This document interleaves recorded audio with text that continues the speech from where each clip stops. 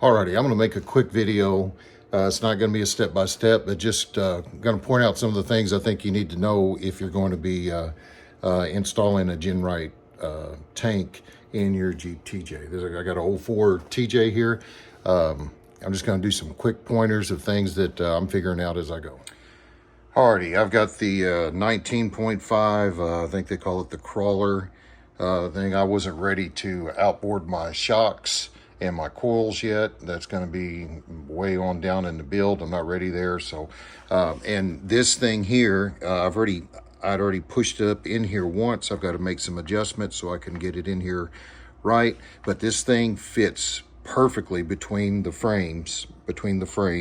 So one of the things you're gonna have to do is your exhaust, and I'm gonna have to get up in there a little better. You can see my exhaust. I've got a catback Banks monster exhaust. You can see it there. You can see it right here, right there. And basically what I did is I just removed, if you can see that in the floor, I just removed the back piece and the tail pipe. I had smashed the original tailpipe that comes in with that exhaust, but I just removed that from back there. That's given me the room. You can see right here. One other thing, this is this access panel. I installed this last year.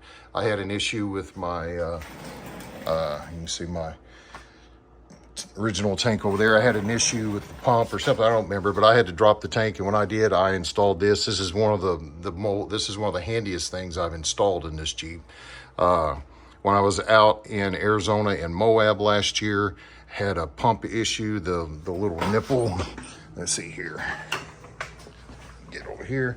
This little nipple, little aluminum nipple. I don't know if it's dark in here. You might not be able to see it. That little aluminum nipple on the pump had a crack in it, and it was just dripping fuel the whole time I was driving out to Arizona.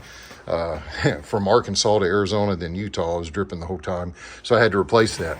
Having this access panel made it a breeze. I was able to do it in the parking lot in about 10 minutes. Just easy peasy, no problem. All right, so if you're gonna be replacing your tank, buy the access panel, go through the trouble of installing it. It'll be well worth it. Also got this from Genright too. All right, so a couple of things that you're gonna need to know is, as I said before, you're gonna have to do something with your exhaust. This tank will not even slide up in here with that exhaust coming back here. It is going to be completely flush with both frame rails on that side, and this gives you room for 5 inches of stretch. So back here is not a problem. And then the other thing too is I ran into is just because this is so beefy. I don't know how thick that is. I don't know if it's 3/16 or whatever the gauge is, less than that. But it's solid. It's not moving. So this piece up here where the bolts are hanging down, and I replaced those. I recommend you order those. When you order the tank, get online, order them, and replace them, because you're gonna need new of these. Now these are pretty short, and one of the problems I ran into is one of the reasons I'm replacing this tank over here is because the bottom, that skid plate is been thrashed. It is all banged up, beat up, and in the process it's also bent this bar here up a little bit. It was angled up. So the first time I tried to push this up in here, the bolts weren't long enough to go through these holes, because they are that's solid and this is flimsy. So I took a monkey wrench and just kind of put on it and bent them down. I'm going to try putting it back up in there again, and when I get to that point, I'll video again. Alrighty, one other recommendation is these. If you buy these new, or maybe your old ones still have it on there, they've got a little, I don't forget they call them, the little star washer. It kind of keeps that in place, because that's a square. See, you got one back here in the back, and then you got these 4 here. But they got a little star washer on it that keeps it from pushing back up there. These are, I forget what you call the bolts. They've got a square piece on them, and keeps them from spinning there as you attach it. But you need to push those little star washers up on there as far as they'll go to keep this from pushing up, to keep that from pushing up. So this in here is still a little loose, and I've pushed it about as far as I can. But you want those to not push up inside there as you're pressing the tank up there and trying to get the bolts on. All right, so the process I'm in now,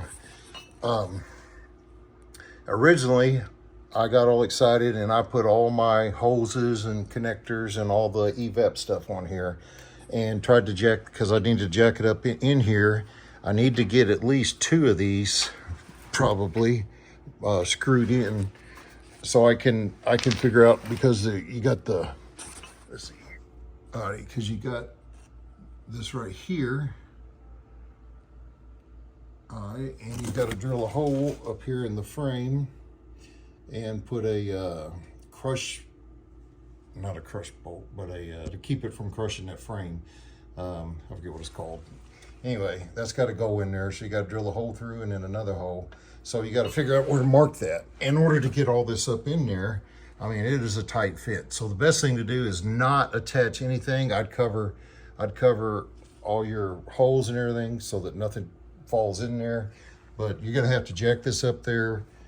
You have to jack it up here, mark your hole, take it back out, drill your hole, put that sleeve in, and then I'd recommend doing that again and making sure everything lines up, make sure you can get the bolts in, and then drop it back down again, and then put all your stuff on and get ready to push it up in there. All right, so that's the stage I'm at now. Alrighty, after some struggle, I was finally able to get these. I was able to get one attached here and then one here, tighten them up, and it pulled this one enough so I barely got the nut on there. I was able to tighten it up. Same thing here.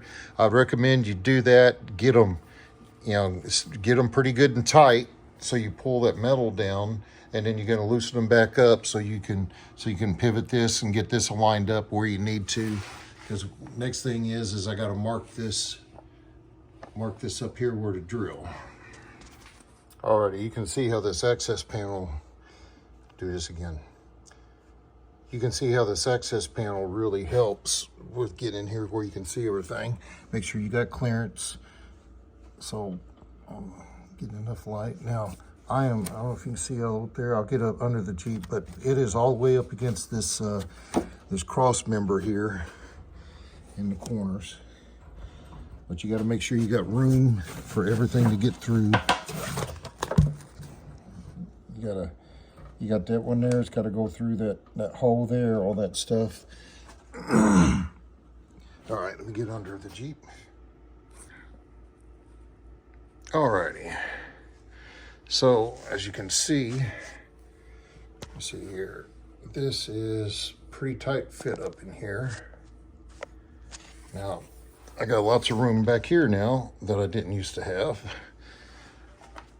And eventually I'm going to be doing stretch back. So here's where this, I don't know if that's going to focus, but that's where that's going to come through. It's going to line up right here. And you got to drill a hole through. It's one size hole. It's a smaller hole first all the way through, and then it's a bigger hole on this side, so that I gotta look at that and see what the name of that is. But anyway, here's where we're at. Looking a lot better. Alrighty, so I've got those marked and drilled. I've got the sleeve in there and tacked in there. What I found is they provide you a couple bolts. They're about that long. They're 3/8. And what I did is I put, because that sleeve is, you gotta be careful because that sleeve will fall down in there. So what I did is I put that bolt through the 3/8 hole on this side, and then I lined that sleeve up on that bolt so it would kind of hold it. And then I was able to tack that in place. I ground it smooth because I don't want it to, I just kind of put a bunch of tacks around it. I don't want it because that's a really tight fit. And same thing on this side, and I'm fixing to paint it. And then I'm getting ready to switch everything over on the tanks. All right. All right, another little thing I noticed is I had to end up, you know, that little clip that's in there, I ended up having to pull it out because when you get this is like pushed all the way in. My hand's shaking, sorry. This is pushed all the way in. So and then that plug would just slide off of this. So what I've done, excuse my smashed thumbnail there. So what I've done is I pulled that back a little bit like that, so I'm able to push it all the way in to the connector. I don't know if I can do it with one hand. Anyway, I push that all the way in with the connector, and then I feed a zip tie, a zip tie down through there and around and clip it, and that holds it. Alrighty, so as you can see, I fed the zip tie down through there, and then when I tighten it, of course it's gonna come across the back there. But that is enough that I've got that flat spot on that post past that, so this will be on this side of it.